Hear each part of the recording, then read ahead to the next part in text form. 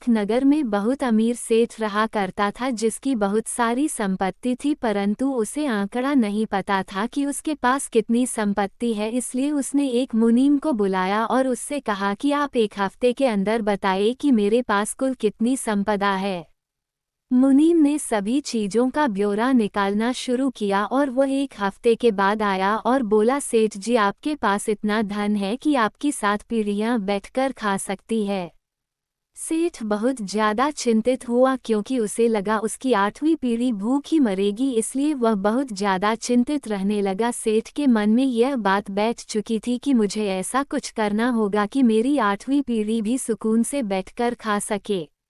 मुनीम से सेठ की हालत देखी नहीं गई क्योंकि वह बहुत ज्यादा चिंतित रहने लगा था और उसे बीमारियां भी घेरने लगी थी। तब मुनीम ने कहा कि सेठ जी आपकी 8वीं पीढ़ी भूख ही नहीं मरेगी, इसका उपाय है मेरे पास।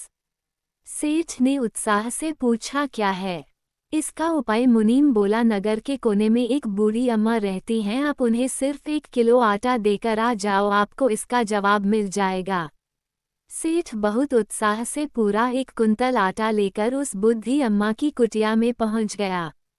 बूढ़ी अम्मा ने सेठ को अपने घर में सम्मान देते हुए बुलाया। आने की वजह पूछी तो सेठ ने बताया कि वह अम्मा के लिए आटा लाया है, परंतु अम्मा ने ये कहकर मना कर दिया कि बेटा मैं सिर्फ उतना ही अपने पास रखती हूँ जितने की मुझे ज़रूरत है। सेठ ने कहा, अम्मा कल के लिए रख लीजिए। अम्मा ने कहा, नहीं बेटा, जिस प्रकार आज मेरा खाने का इंतजाम हो गया इसी प्रकार ईश्वर कल भी मुझे भूखा नहीं सोने देगा और वो मुझे हिम्मत देगा ताकि मैं कल के लिए भी भोजन इकट्ठा कर सकूं।